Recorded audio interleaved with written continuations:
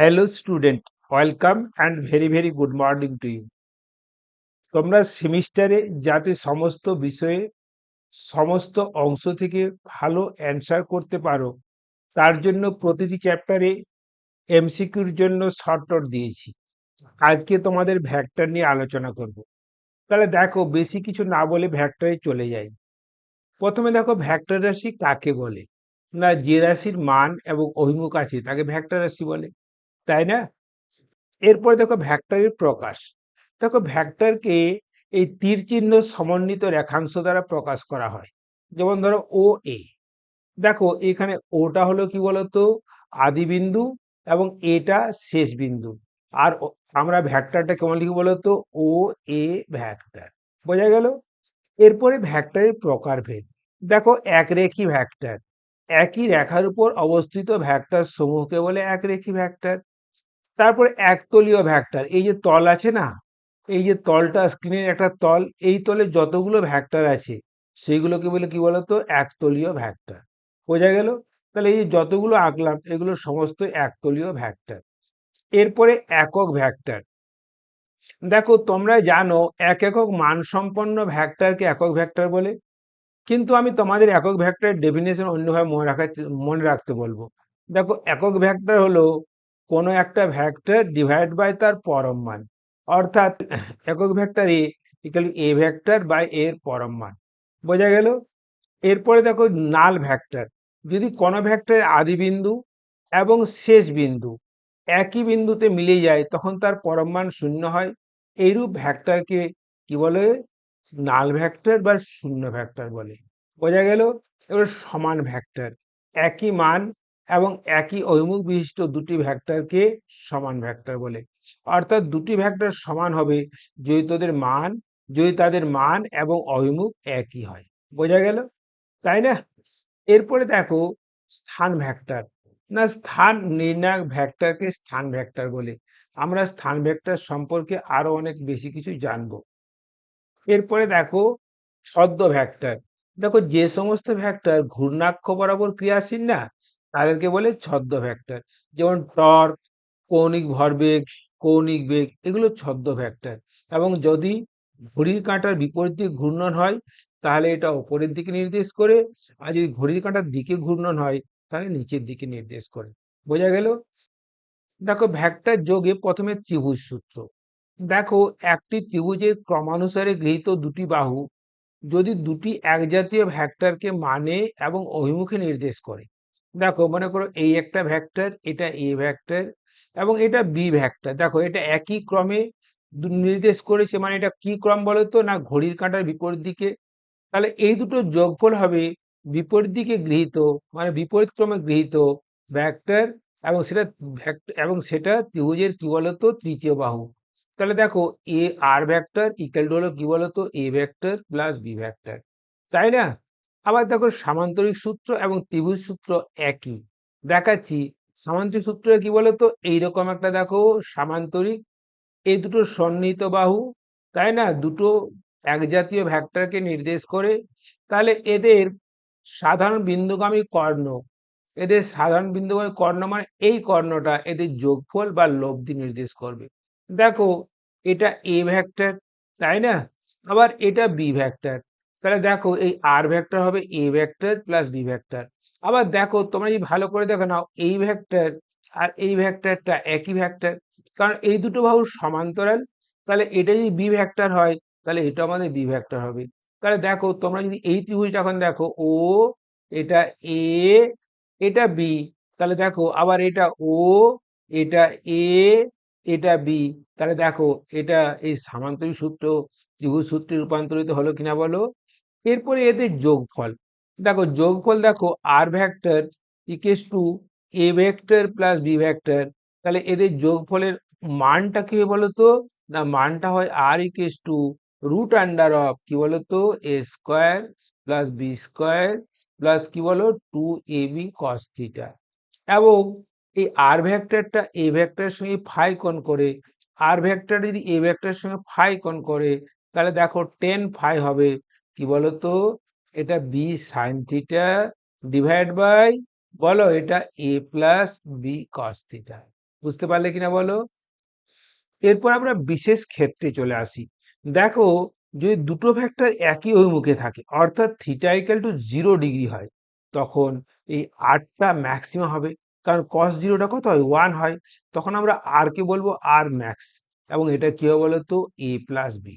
আবার যদি দুটো ভেক্টর বিপরীত অভিমুখ হয়, একটা এইদিকে হলো আর একটা কি বলতো উল্টো দিকে হলো, এই দিকে হলো, তাহলে থিটা কত হলো? 180 ডিগ্রি হলো কিনা বলো?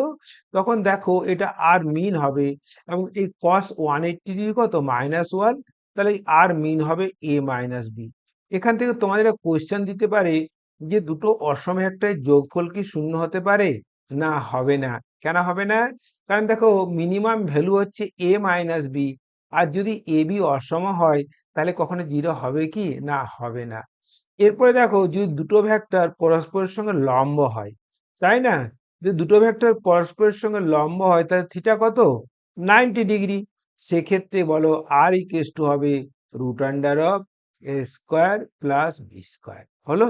আরেকটা ভালো শর্ত তোমরা জেনে নাও, যদি এ ভেক্টর আর বি ভেক্টর সমান হয়, যদি এ ভেক্টর আর বি ভেক্টর সমান হয় না, তাহলে এই ফাই থিটাকে সমদ্বিখণ্ডিত করবে।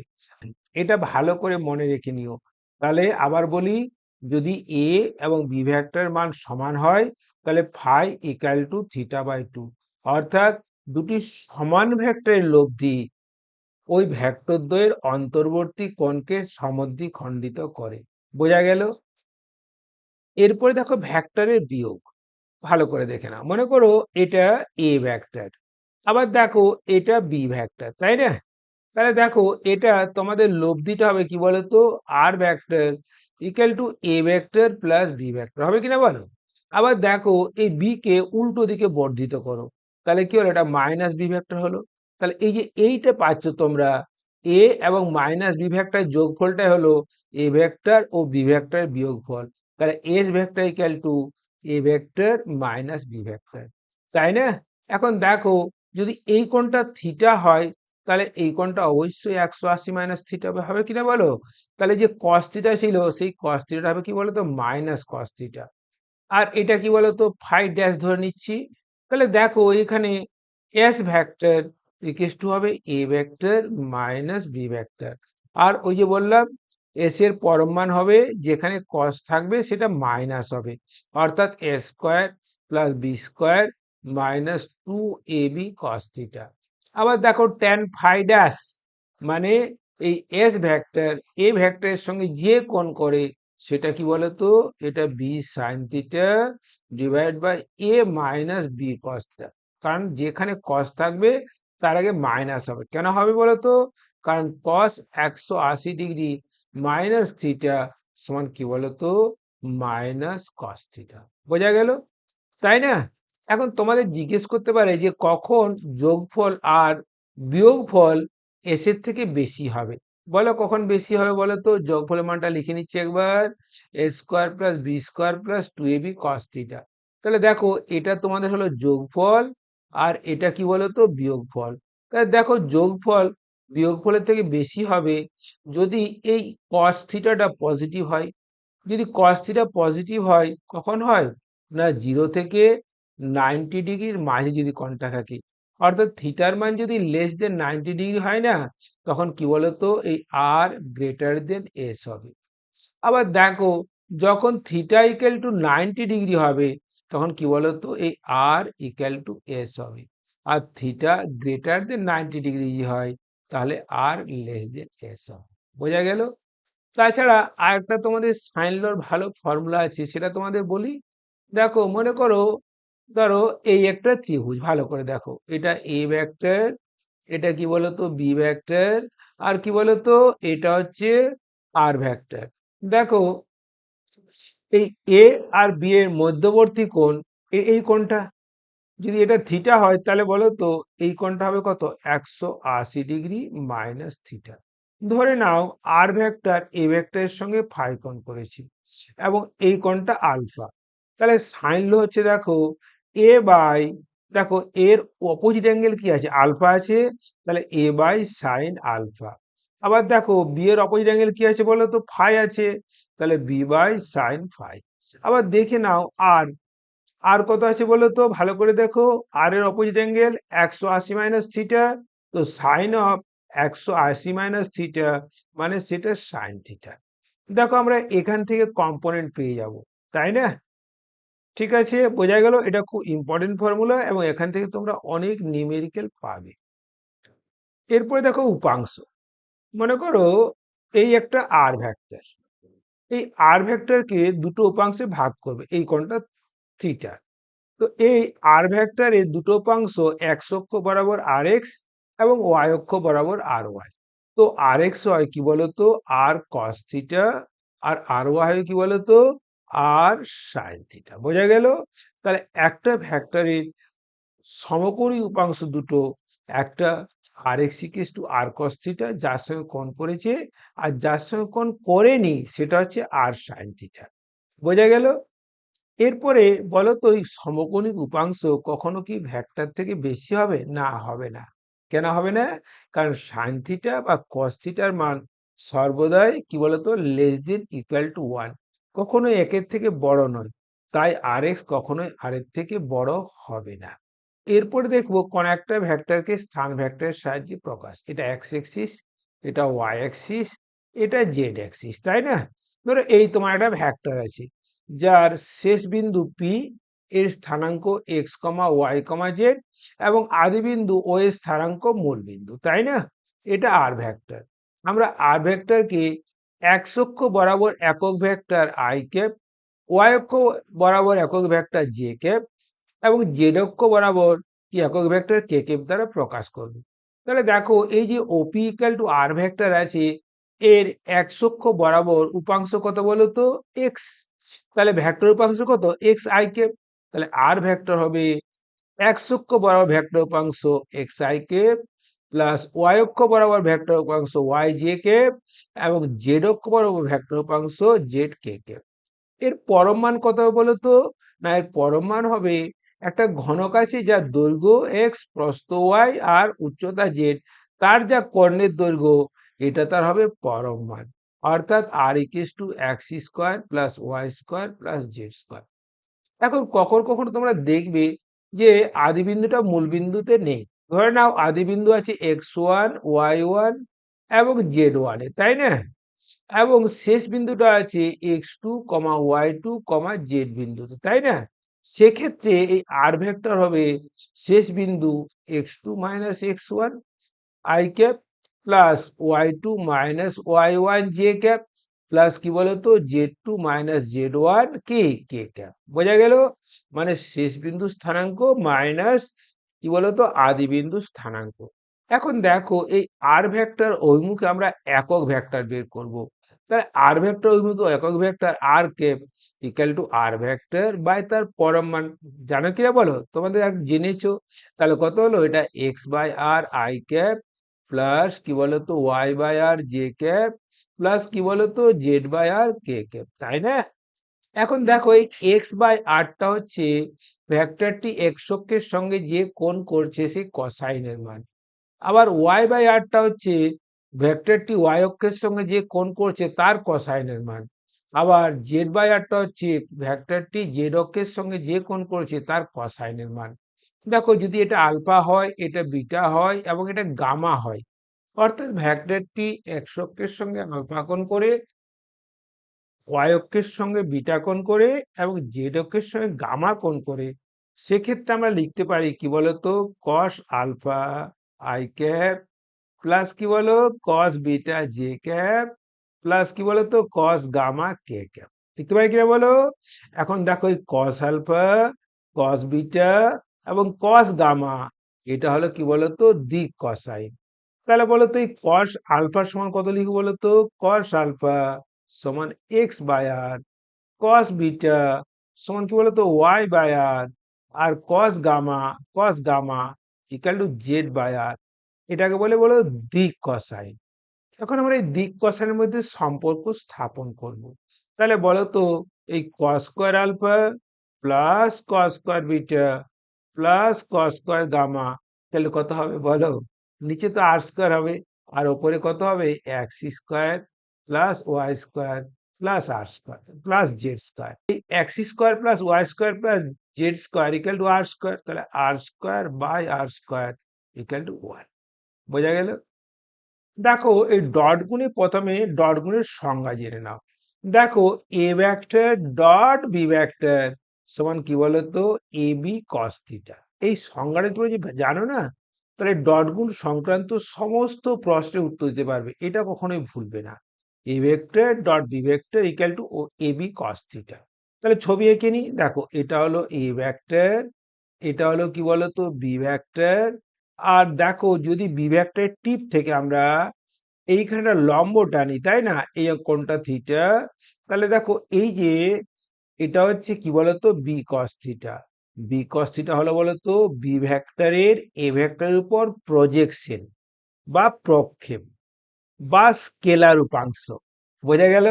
তাহলে বি কস থিটা হলো এ ভেক্টরের উপর বি ভেক্টরের প্রক্ষেপ বা স্কেলার উপাংশ বা প্রজেকশন।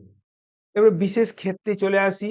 দেখো যখন থিটা ইকুয়াল টু 0 ডিগ্রি সমান কি হবে A vector dot B vector সমান কি বলতো এ বি। তাহলে বলতো A vector dot A vector কত হবে? দেখো একই অভিমুখে অবভিয়াসলি হবে A square. B vector dot B vector কত হবে? না বি স্কোয়ার। বলতো i cap dot i cap কত হবে? আই ক্যাপের মান 1, 1 মানে 1 ইকাল টু কি বলতো J cap dot J cap equal to K cap dot K cap. আবার দেখো যখন থিটা ইকাল টু 90 ডিগ্রি হবে না, তখন বলতো এই A vector dot B vector কত হবে? না এ বি কস 90 মানে কি হলো 0। বোঝা গেল?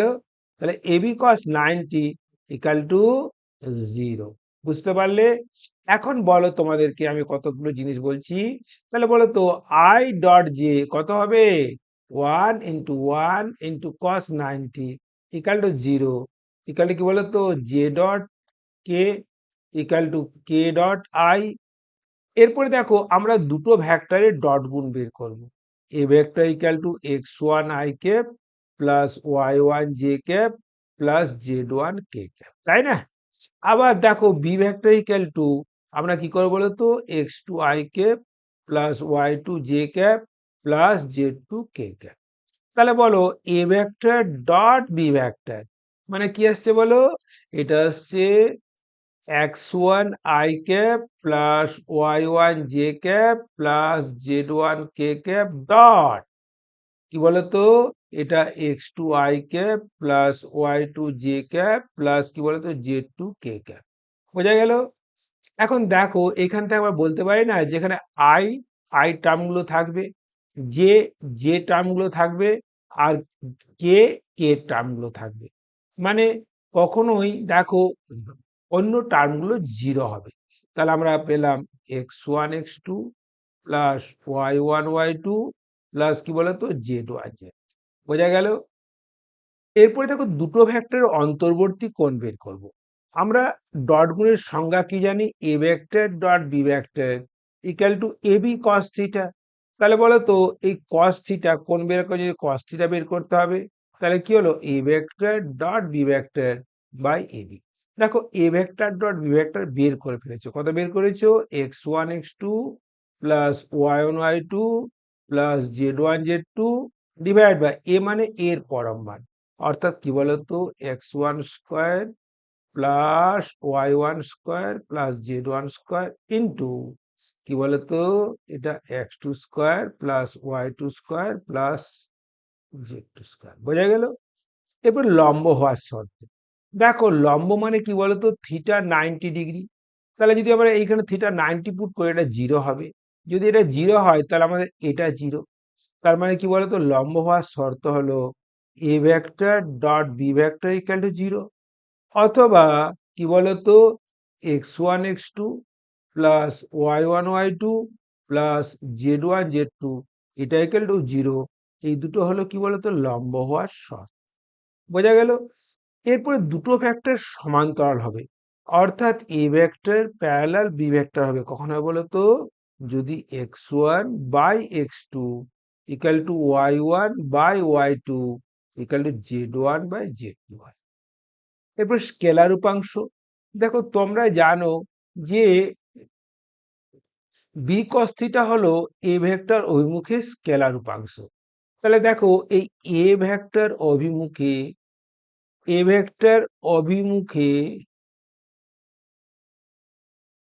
বি ভেক্টরের স্কেলার উপাংশ কত বলো তো? না, এটা হবে বি কস থিটা।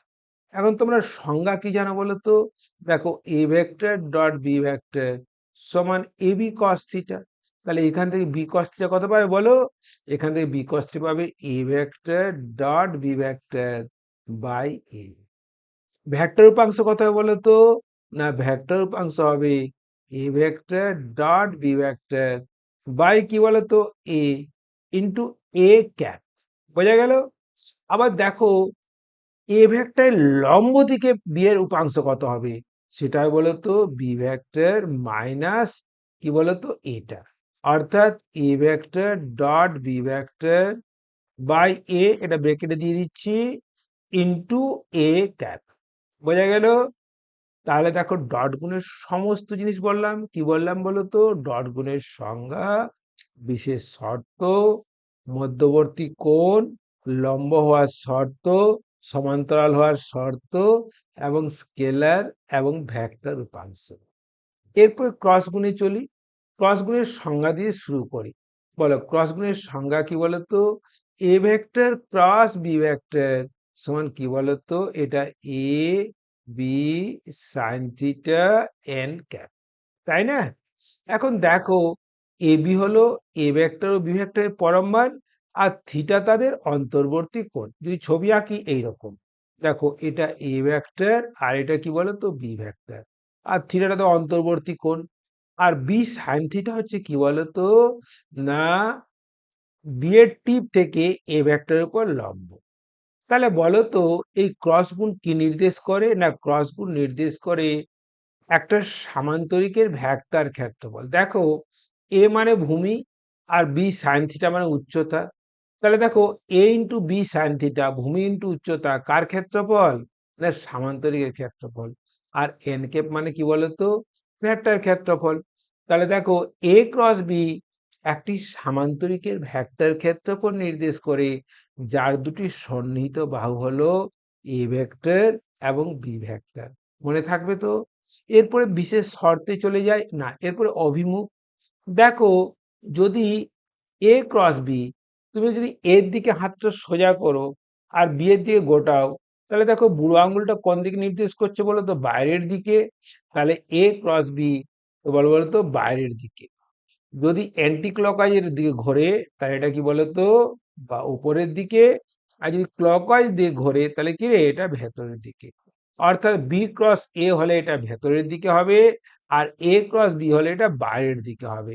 তাহলে বলো এই বি ক্রস এ, তাহলে বলো B vector cross A vector equal to minus sign of A vector cross B vector হবে কিনা বলো? কেন কি? দেখো এ ক্রস বি বাইরের দিকে, বি ক্রস এ ভেতরের দিকে। তাহলে বলো এই বি ক্রস এ এবং এ ক্রস বি এর মধ্যবর্তী কোণ কত বলো তো? 180 ডিগ্রি। যেহেতু এ ক্রস বি এরও লম্ব এবং বি এরও লম্ব, তাহলে দেখো এই এ ক্রস বি কি বলতো? এটা হবে পারপেন্ডিকুলার টু কি বলতো? A vector. আবার দেখো A cross B perpendicular to B vector. আবার A cross B perpendicular to A vector plus B vector. আবার দেখো A cross B perpendicular to A vector minus B vector. তাই না? এগুলো এমসিকিউতে খুব খুব ইম্পর্টেন্ট, ভালো করে একটু মনে রেখে নিন। এরপর আমরা বিশেষ শর্তে চলে আসি। দেখ এরপরে বিশেষ কন্ডিশন। দেখো বিশেষ কন্ডিশন, প্রথমে যখন থিটা 0 ডিগ্রি, যদি থিটা 0 ডিগ্রি হয় তাহলে A vector cross B vector equal to 0 হয়। তাহলে বলো তো এ ক্রস এ কত? 0। বি ক্রস বি কত? 0। আবার similarly I cap cross I cap equal to 0, equal to J cap cross J cap equal two K cap cross K cap. বোঝা গেল? বোঝা গেল কিনা বলো? এরপরে দেখো আবার যখন theta equal to 0 degree, theta sorry আবার থিটা যখন 90 ডিগ্রি, যখন থিটা 90 ডিগ্রি তখন কি বলতো A vector cross B vector সমান কি বলতো এ বি এন কে। তাহলে বলো এই আই ক্রস জে কত হবে বলো তো, এটা হবে কে। দেখো এটা তো ছবি এঁকে দিচ্ছি, দেখো এইরকম, এটা হলো আই, এটা হলো জে, এটা হলো কে, তাই না? দেখো এই আই ক্রস জে সমান হবে কে, জে ক্রস কে সমান কি হবে আই, আবার কে ক্রস আই সমান হবে কি বলে জে। যদি উল্টো দিকে হয় তখন নেগেটিভ হবে, তাহলে আই ক্রস জে সমান কে। আবার দেখো জে ক্রস কে সমান কি বলতো আই, আবার বলতো কে ক্রস আই সমান কি বলতো জে। আবার যদি বলি আমরা জে ক্রস আই সমান minus K cross J minus I cross K minus J. এখন দেখো এই শর্তগুলো প্রয়োগ করে, দেখো এই শর্ত এবং এই শর্ত প্রয়োগ করে আমরা এ ক্রস বি এর ভ্যালু বের করব। দেখো আমরা প্রথমে বলি এ ক্রস বি। দেখো আমরা জানি এ ভেক্টর সমান ধরে নিচ্ছি X one I cap plus Y one J cap plus কি বলতো জেড ওয়ান কে ক্যাপ।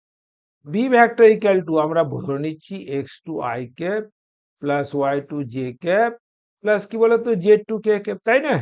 এখান থেকে আমরা এ ক্রস বি বের করবো। দেখো এ ক্রস বি কি হবে বলতো, এটা I cap J cap K cap, এটা X one Y one Z one X two Y two Z two.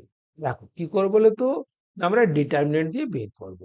দেখো প্রথমে আমরা কি করবো বলতো আই ক্যাপ লিখবো, তারপরে মাইনাস জে ক্যাপ লিখবো, তারপর কি বলতো প্লাস কে ক্যাপ লিখবো, তাই না?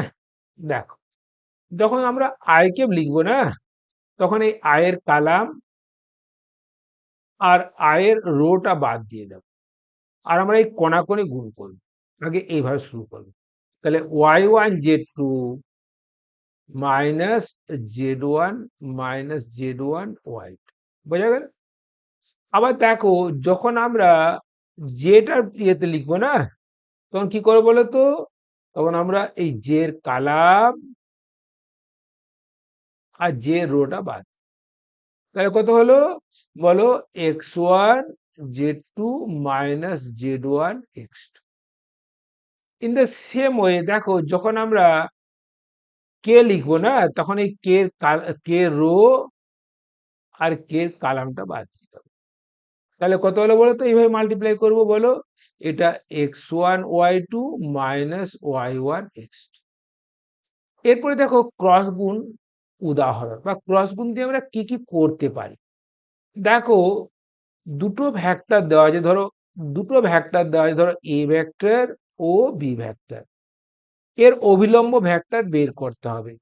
তাহলে এই সি ভেক্টর অর্থাৎ কি বলতো অভিলম্ব ভেক্টর, অভিলম্ব ভেক্টর অভিলম্ব ভেক্টর, তাই না? ইকুয়াল টু হবে বলতো A vector cross B vector, হলো। আবার একটা সামান্তরিক দেওয়া আছে যার দুটো সন্নিহিত বাহু আছে, কি বলতো একটা এ ভেক্টর একটা বি ভেক্টর। সেক্ষেত্রে এই সামান্তরিকের ক্ষেত্রফল হবে, দেখো ক্ষেত্রফল কি বলতো equal to A vector cross B vector. আবার দেখো এই ডায়াগোনালটা দেওয়া আছে ডি ওয়ান, আবার দেখো এই ডায়াগোনালটা দেওয়া আছে ডি টু। সেক্ষেত্রে ক্ষেত্রফল হবে half D one vector cross D two vector. আবার একটা ত্রিভুজ দেওয়া আছে, দেখো এই ত্রিভুজের একটা সন্নিহিত বাহু এ দেওয়া আছে আর একটা বি দেওয়া আছে, তাই না? তাহলে ত্রিভুজের ক্ষেত্রফল হবে হাফ ইন্টু কি বলতো A vector cross B vector. কখনোই ভুলবে না, এগুলো দিয়ে অঙ্ক আসে। আবার দেখো টাও ভেক্টর কি হয় বলতো, না R vector cross M vector.